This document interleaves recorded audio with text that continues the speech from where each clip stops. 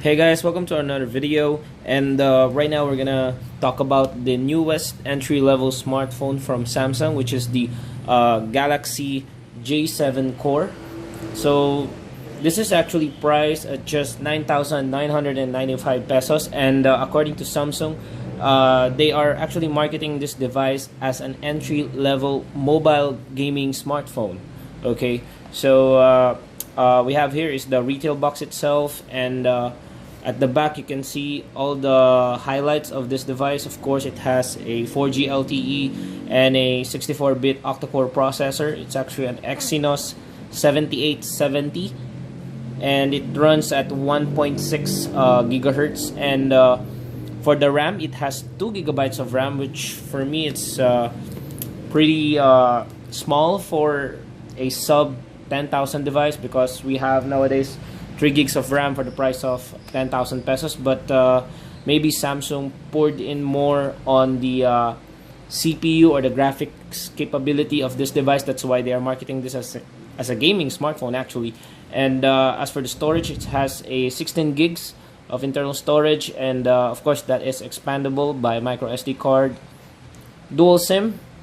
Okay, and right now we're gonna talk about the device itself. Okay, this is the Galaxy J7 Core. We actually have the black color, and as you can see, you have duos. It means it's dual SIM, and this is a 5.5-inch HD display, AMOLED screen, and as you can see at the back, it is made entirely of plastic, and you can actually remove the back, so you can have access to the SIM card slot, and of course the micro SD for memory expansion. And also you can remove the battery and replace it with a new one if in case you wanted to have a fresh set of battery. Okay, so what I'm gonna do right now is try to open the case at the back end so you guys can take a look.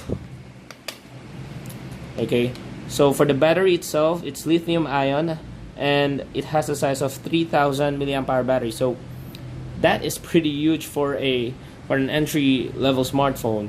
So maybe the reason why Samsung toned down the size of the RAM and internal storage is that they wanted to prioritize the battery and of course the gaming performance of the Galaxy J7 Core.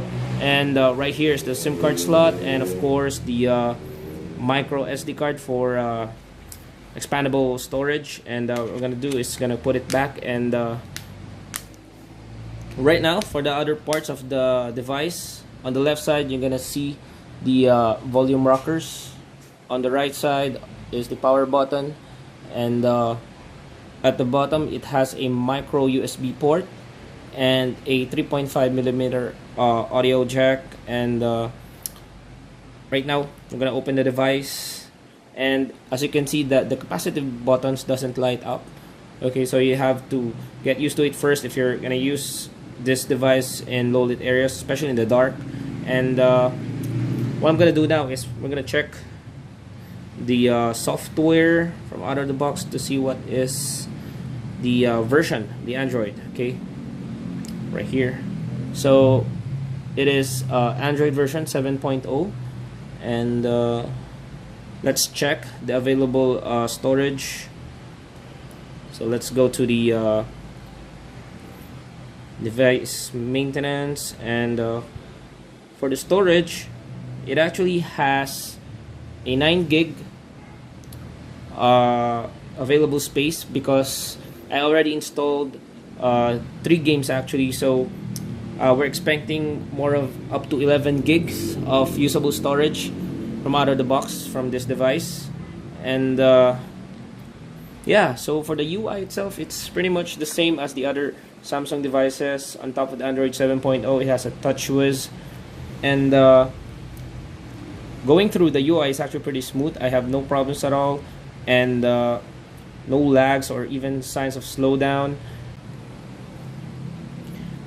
So one thing I like about the Galaxy J7 Core is that its size. Okay, so it's a 5.5-inch, and while on texting or during chat, holding it with both hands is very comfortable. I can really type very fast without missing any letters or misspelled words, and I have no problems with the grip. It's very easy to hold, and it doesn't have any signs of, might slip by just using with one hand, but I prefer using this with both hands, as for fast texters and for those who love to chat. Maybe this is a great phone for you guys if you're on a tight budget. The rest is pretty much the same. The camera, it's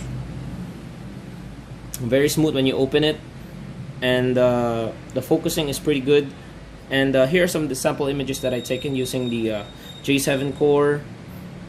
The camera is not that good actually, especially if you're more into photography. Maybe this is not the device for you guys, because there are other smartphones that can actually do better at this price point. And I tried to have a portrait shot with this device.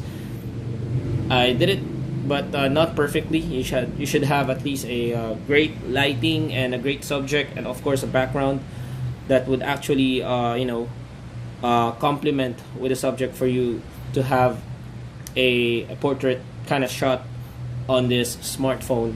And of course, the camera capability is not the major highlight of this device, but for its gaming capability. So what I'm gonna do right now is we're gonna launch a game, which is a Mobile Legends.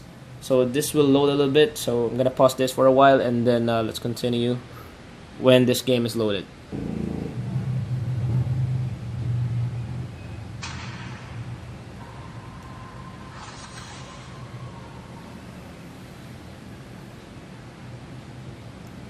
Welcome to Mobile Legends. Use the recommend enemy attack. Try swiping the joystick. Move your servant up. Well done. Tap to cast the electric bomb and tilt. Servant up. Tap to cast. Great job. Your servant has advanced to level 3. Excellent. Let's keep going. Excellent. Let's keep going. Defense turret is under attack. Take them out. Awesome. Your mighty ultimate destruction rush deals massive damage to enemies in a straight line. Enemy servant on the scene. Get rid of her. Blood.